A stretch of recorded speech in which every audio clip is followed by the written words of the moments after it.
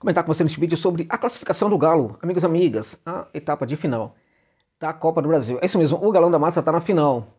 A despeito de toda a dificuldade, a despeito de um jogo que parece que não acontece às vezes, um jogo que às vezes parece burocrático, um jogo que parece que não vai sinalizar nada de positivo para os seus torcedores e torcedoras, um jogo que, contudo, ganha cada vez mais competitividade. Competitividade não é pouca coisa no futebol, meus amigos e minhas amigas.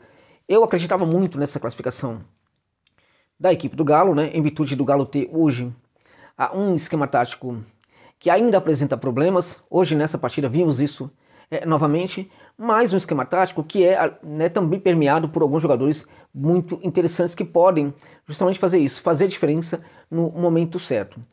E o Vasco, que vem conseguindo justamente nessas últimas 2-3 partidas aí se ajustar em termos táticos, também não revela ainda um grande momento desse ponto de vista. Nesse sentido, se a equipe do Galo tem problemas táticos e o Vasco também, evidentemente que a equipe do Galo vai se sobrevaler em virtude das suas individualidades. Então eu suponho que o Galo tivesse mesmo condição de passar a final, mas evidentemente que tudo dependeria de como a equipe conseguiria bancar o seu protagonismo dentro de campo. E aí vamos para o jogo. E no jogo vimos muitos problemas de um lado e de outro. Então eu quero comentar sobre essa classificação do Galo.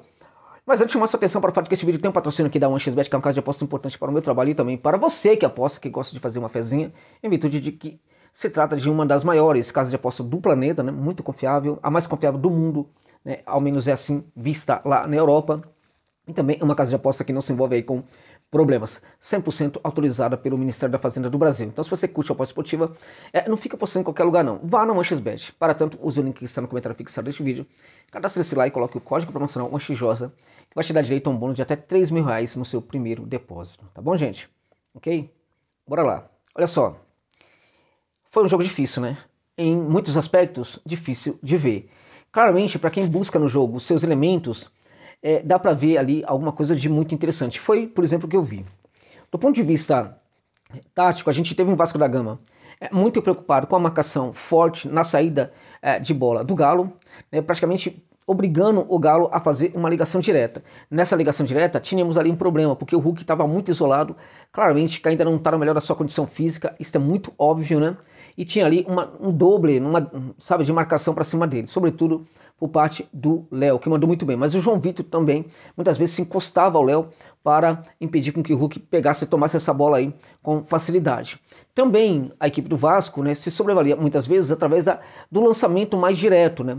Mas as coisas pareciam funcionar minimamente mais para o Vasco nessa transição do que para o Galo, o que é espantoso, em virtude de que o Galo tem melhores jogadores no setor de meio de campo do que a equipe do Vasco da Gama. Os volantes do Galo são melhores, são superiores aos volantes do Vasco da Gama, né?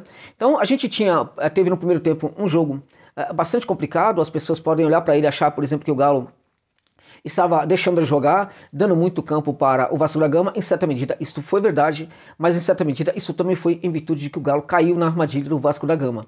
O Vasco conseguiu hoje fazer um grande jogo do ponto de vista defensivo, ao mesmo tempo que não fez um grande jogo do ponto de vista ofensivo, e por isso eu discordo que o Vasco fez uma grande partida, como os comentaristas falaram o tempo inteiro. Da mesma forma, o Galo não fez um grande jogo também. Então foi uma partida de baixo nível técnico, porque as duas equipes não conseguiram efetivamente jogar. As duas equipes estiveram muito mais preocupadas, né, em ter uma bola sobrando ali para arrematar para o gol, né? O Vasco da Gama sempre procurando ali as jogadas de bola aérea por causa do Vegete, né?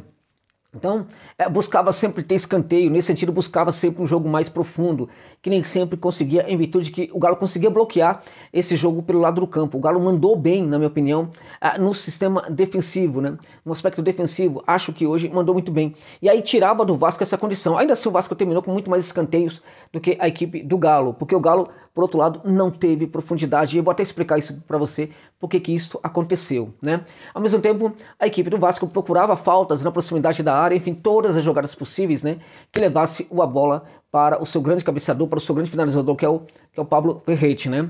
Então, o gol do Vasco tem essa história, lançamento longo, né, aquela bola que é muito esticada, tal, gera escanteio, enfim, a história do gol tem muito a ver com esse tipo de jogada. Teve pênalti e aí, na cobrança de pênalti, o Verrete guardou 1-0 para o Vasco da Gama, tá? Então veja, foi um jogo, né, Terminamos o primeiro tempo, né, com o Galo não conseguindo jogar muito bem e precisava fazer algo diferente. Precisava ter uma qualidade de conversa no vestiário para que a equipe voltasse melhor para o segundo tempo. No segundo tempo, o Vasco voltou com a mesma determinação de praticar simplesmente o mesmo jogo. E além do que, né, aumentar, intensificar mais as suas ações defensivas para impedir com que o Galo fizesse o seu gol. Então, tanto é assim que a gente percebe que vai aumentando no segundo tempo a posse de bola do Galo, enquanto o Vasco vai cedendo muito mais terreno, né? E apostando na intensificação das suas jogadas de fechar ali o seu campo de defesa e buscar essa bola vadia. O Vasco acreditava, né? Acho que o Paiva não estava necessariamente errado, de que com o tempo passando, né, se demorasse muito para esse gol sair, seria muito provável que o Galo se desesperasse um pouquinho, né? Tentasse fazer um jogo ali muito mais, enfim, de levar muita gente para a área, né, levar os seus volantes para a área também, de levar ao mesmo tempo volantes laterais para a área e tal. E aí o Vasco teria espaço até para fazer o segundo gol, numa situação um tanto quanto benéfica. Só que o Galo não caiu nessa segunda armadilha do Vasco da Gama.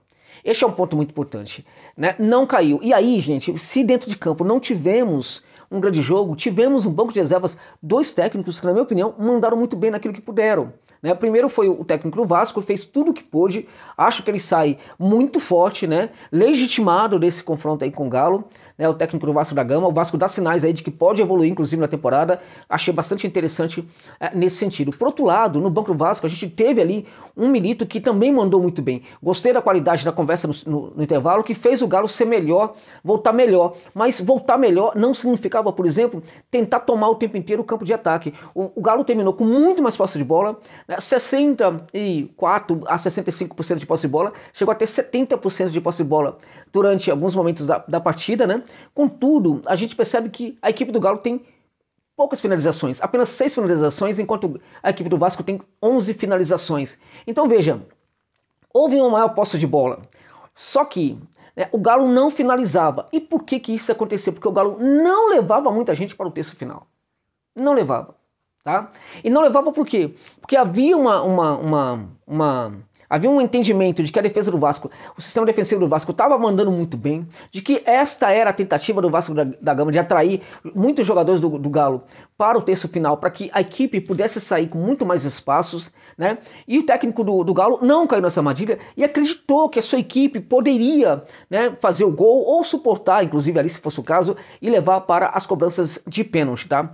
E o que é que explica isso? Um jogador foi muito importante para explicar esse tipo de proposta do Milito, né? E esse jogador praticou o tempo inteiro um certo tipo de jogada que chegou a ser irritante. Eu mesmo fiquei muito irritado com o Gustavo Scarpa, que o tempo inteiro buscava esse jogo por dentro, né?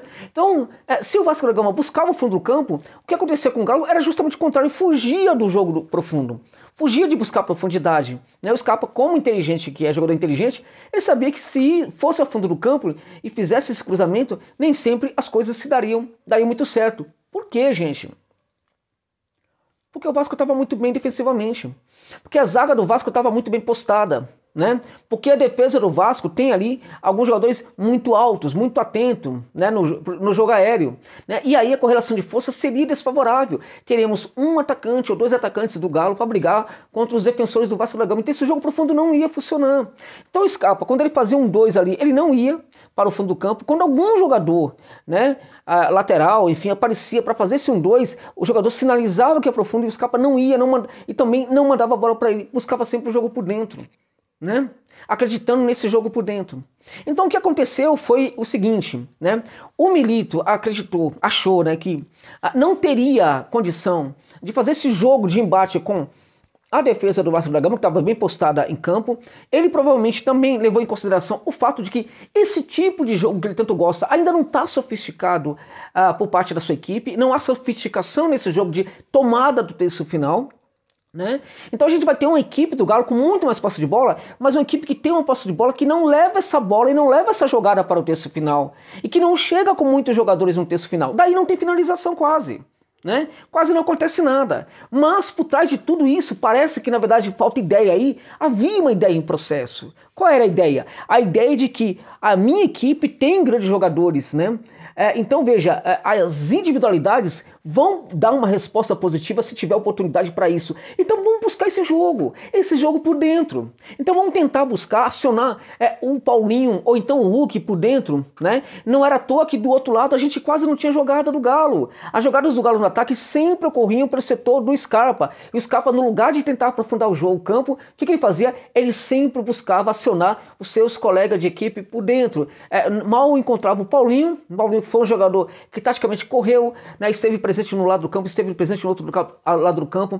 No primeiro tempo esteve completamente ausente, no segundo tempo ali, ausente inclusive mentalmente, no segundo tempo ele participa muito, chamando o jogo, pedindo bola, né, chamando a atenção dos seus colegas e tal. Então acho que foi muito importante nesse sentido para a equipe, mas do ponto de vista mesmo do futebol, daquilo que ele pode entregar, ele não foi bem nessa partida, tá? Ele foi importante para a equipe, mas ele não foi bem individualmente. Agora, também ele, que não foi bem individualmente, na minha opinião, poderia ser esse cara que receberia essa bola, porque pela qualidade dele, ele poderia perfeitamente receber esse passe ali e poderia fazer esse gol. Não foi ele, foi o Hulk que apareceu ali, o Hulk, marcado o tempo inteiro, né? Marcado ali, às vezes com dobra de marcação, o Léo jogando muita bola, se colando ali no Hulk, o Hulk claramente sem a condição física necessária, né? O que baixa a qualidade e também a sua competitividade, né? Mas o Hulk é o Hulk, gente. Então, de novo, aquela jogada, a bola chega para o Scarpa pega essa bola, no lugar de aprofundar, no lugar de fazer uma inversão, o que ele faz? Ele busca o jogo por dentro com passe curto, gente. A insistência desse jogador claramente revela que isso foi tático, que isso vem do técnico, né? Então ele recebe uma bola, ele tem 3 jogadores do Vasco, e os 3 jogadores do Vasco esperando que ele vá para o fundo do campo. Ao mesmo tempo você tem o Hulk que tem 3 jogadores sobre ele. O que faz o Scarpa? Ele faz aquilo que os jogadores do Vasco da Gama esperassem que ele não fizesse, né? Ele tenta fazer esse passe. Porque por mais que os jogadores eles percebam dentro de campo que o seu adversário está fazendo aquela jogada, sempre uma jogada diferente, já está na mente do jogador, está colado à memória do jogador, né? Quando alguém pega a bola do lado do campo, se possível for, ele vai tentar ir ao fundo do campo, né? Na mente dos jogadores do Vasco da Gama, isso estava ali o tempo inteiro colocado. Então, por mais que haja uma forte marcação sobre o Hulk, né? Você tem jogadores que, embora focados, talvez não estivessem esperando tanto, né? Por essa bola por dentro. Tanto é que, por causa disso, é muito provável que por causa disso, o Léo, pela primeira vez no jogo, ele se desgruda um pouco do Hulk.